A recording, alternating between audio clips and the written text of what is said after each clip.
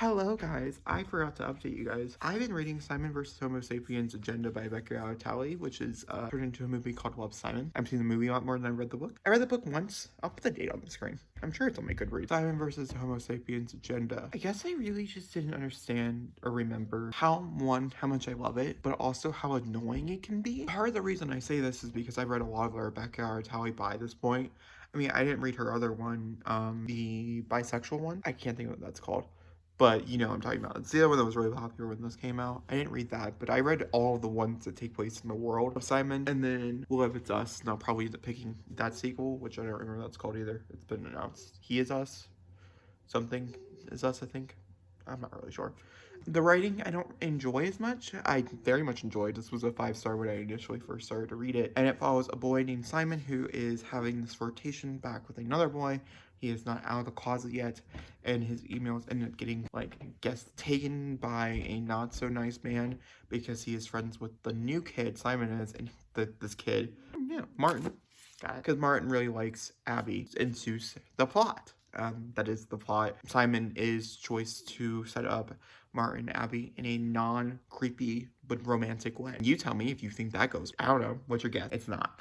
Obviously. I think the movie kind of handles the subject matter a little bit better though, ironically, especially with the character of Martin. In this book in particular, and because it's such a heinous crime that he does commit, about halfway through the book. I personally, maybe it was like 75, was it halfway or 75? I don't remember. I personally felt a lot more effect and also a lot more pain while reading this than I do while watching the movie.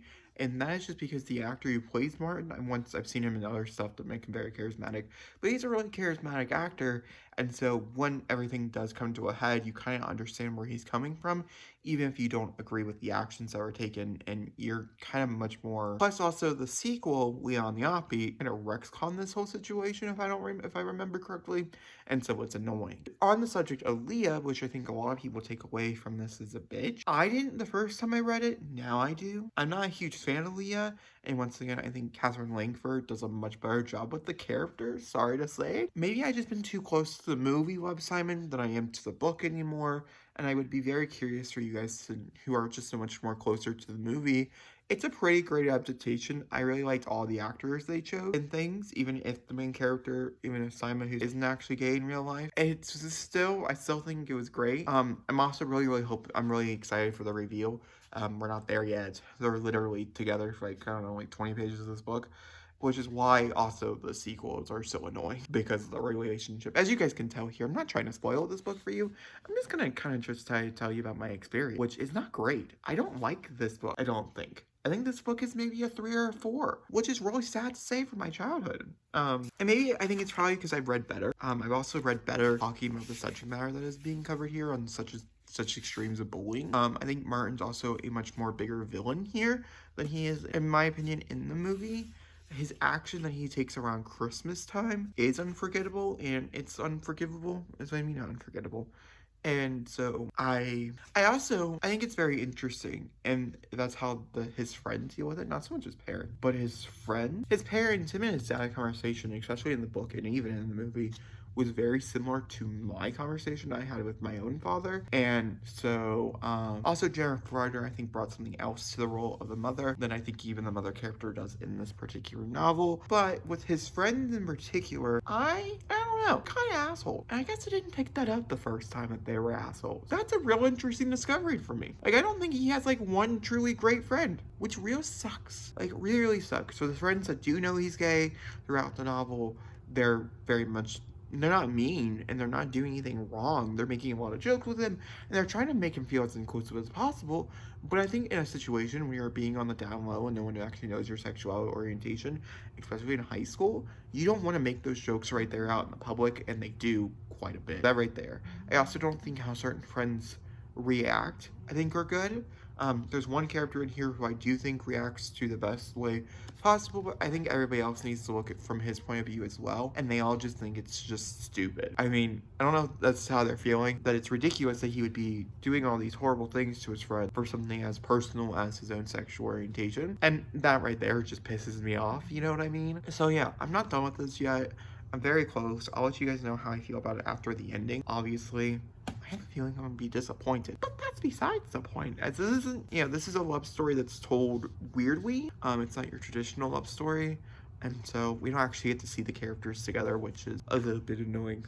Especially for queer fiction. Just like, it's so annoying. Or LGBTQIA+. Because I know some of you guys don't like the word queer, and I use it quite a bit. It's in my vocabulary, as I am not offended by that word. I think queer is very empowering, but a lot of you guys don't, so I will be respectful. I think in most fiction that I read that takes part of this community, the couple is only together for like the last 4 pages, and I just find it very annoying. Like, I mean, literally together. Like, sometimes on the same page, which is probably why my book that I wrote, which is very, very gay, they're together for most of the book, because I just find it very annoying that you actually get to see the relationship. And that's kind of how I'm feeling about Simon versus Homo sapiens. Didn't realize I had that much to say, but I did. Good for us, I guess. Hey, darling, can I tell you what's been on my mind? Sick and tired of the 9 to 5 in the city life. Hey, darling,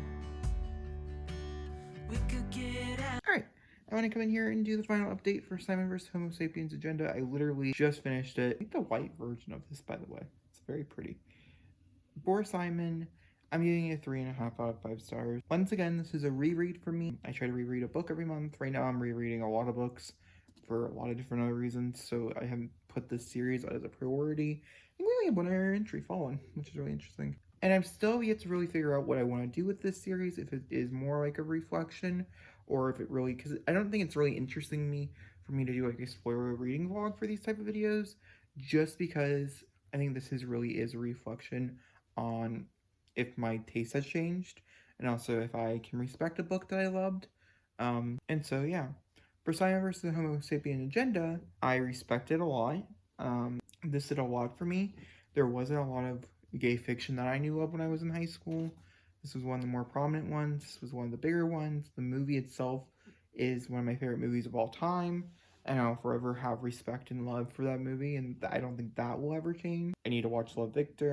I'm assuming that's beautiful. There are comments and there are things in here that I don't agree with, but I still liked it. The writing is fine. It's very fast. It's like 300 pages long or something under those lines. It took me like 3 or 4 days to read. And so yeah, I finished it. And let me know what you guys think in the comments down below.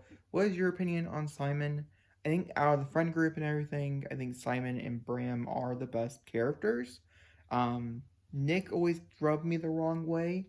There was something about his cockiness. I don't know. I don't mind him as much, I'd say, to be honest with you, this reread around. Leah, like I said, especially because of Leah on the offbeat, I know how horrible she actually is. I personally don't like her character at all, and I think she's unbearable to read from. And then with Abby got put with Leah and Leah on the offbeat for a reason I'm not going to spoil. And it really ruined her character, and so I just keep thinking of the Abby that we're getting.